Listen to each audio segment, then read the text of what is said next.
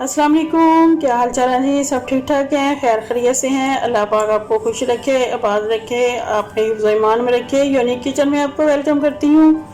तो आज हम बनाने जा रहे हैं ये मटन कढ़ाई। तो बिस्मिल्लाहिर्रहमानिर्रहीम, चलें शुरू करते हैं। मटन कढ़ाई बनाने के लिए मैंने 1 किलो मटन लिया है। इसको अच्छे से साफ़ करके वॉश कर लिया है। और इसके साथ जी ये मेरे पास पौना कप ऑयल का है, एक पूरा कप नहीं है, थोड़ा सा कम लिया हुआ है मैंने। और इसके साथ ये 1 टेबल स्पून जो है वो मैंने लिया है कढ़ाई मसाला गोश्त का। ये कढ़ाई मसाला है, ये आप ऐड कर लें, इससे टेस्ट बहुत अच्छा आ जाता है। बस टेस्ट को थोड़ा और बढ़ाने के लिए, रिच करने के लिए ये मैंने ऐड किया है। और इसके साथ जी ये है मेरे पास 4 अदर टमाटर, इनको मैंने अच्छे से वॉश कर लिया है। और इसके साथ जी ये मेरे पास है अदरक, इसको मैंने बारीक बारीक काट लिया है। 1 अदद मेरे पास ग्रीन चिल्ली है, ये हम गार्निश के लिए यूज़ करेंगे। इसके साथ सब्ज़ धनिया है, सब्ज़ धनिया जब गार्निश करेंगे तब ऐड करेंगे। इसके साथ मेरे पास है 1 टीस्पून जो है वो भर के मैंने रेड चिली पाउडर की ली है। साथ में 1/2 टीस्पून लिया मैंने हल्दी।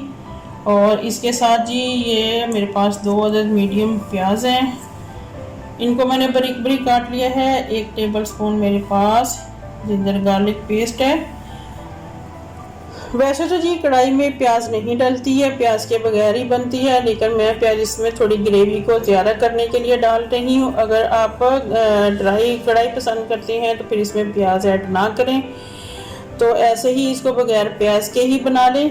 लेकिन क्योंकि मेरे घर में जो है वो ग्रेवी वाला मटन जो है वो खाया जाता है, चाहे किसी भी स्टाइल में बना लूँ मैं, लेकिन वो उसमें ग्रेवी होना बहुत ज़रूरी है।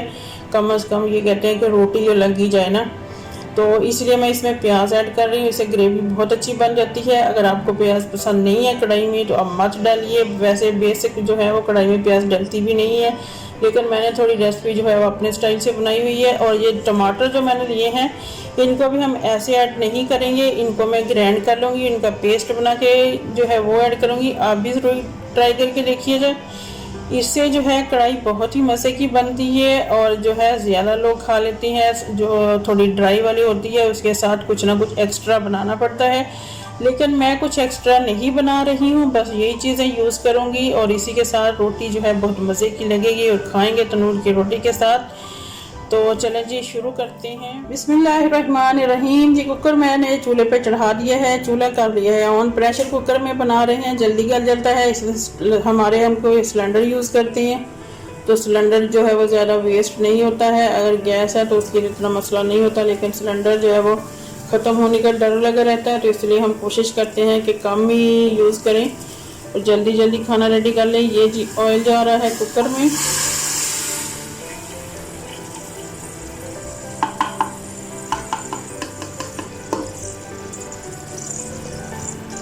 और इसके साथ ही प्याज डाल देंगे। बिस्मिल्लाहिर्रहमानिर्रहीम। ये प्याज है, प्याज को हम फ्राई करेंगे। और इसके बाद जो है वो हम डाल देंगे जिंजर गार्लिक पेस्ट। थोड़ी सी प्याज रहेगी थी बाउल में, वो भी मैंने इसमें ऐड कर दी है।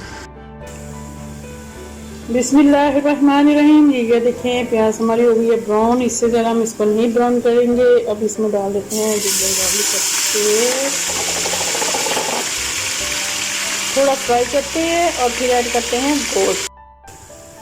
बिस्मिल्लाहिर्रहमानिर्रहीम जी। प्याज हमारी हो गई है फ्राई। आज मैंने चमचा नहीं लिया, दोई ली है। चमचे से बड़ी खड़खड़ खड़खड़ हो रही थी, तो ऐसा लग रहा था जैसे बैल के गले में घंटी डाली हुई। तो मैंने कहा दोई से काम चलाते हैं, चमचा यूज़ नहीं करेंगे।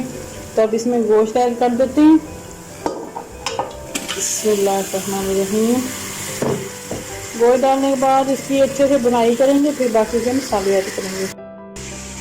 बिस्मिल्लाहिर्रहमानिर्रहीम। ये देखें गोश्त हमारा फ्राई हो गया, हमारा नहीं बकरे का गोश्त फ्राई हो गया है। अब इसमें ये रेड चिली पाउडर और ये हल्दी डाल रही हूँ। नमक हम इसमें ऐड नहीं करेंगे क्योंकि मसाले में पहले से ही नमक होता है।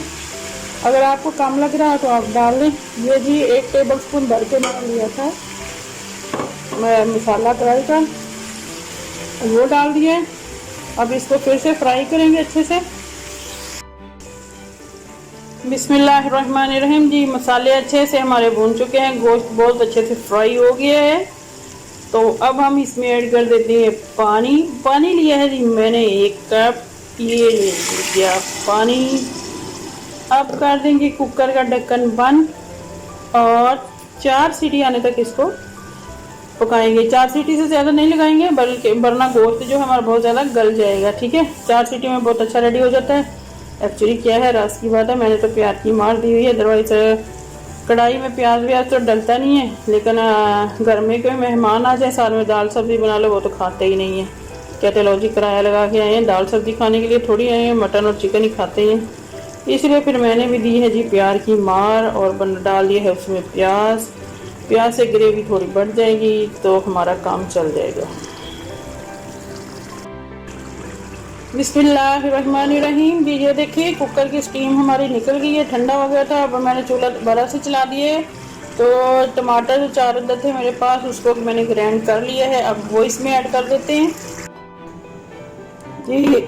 ये देखें टमाटर मैंने ऐड कर दिए हैं। आज कुकर में ही बना लेते हैं, लैब से पैन नहीं ख़राब कर रही है, क्योंकि धोने भी तो खुद को ही पड़ते हैं ना।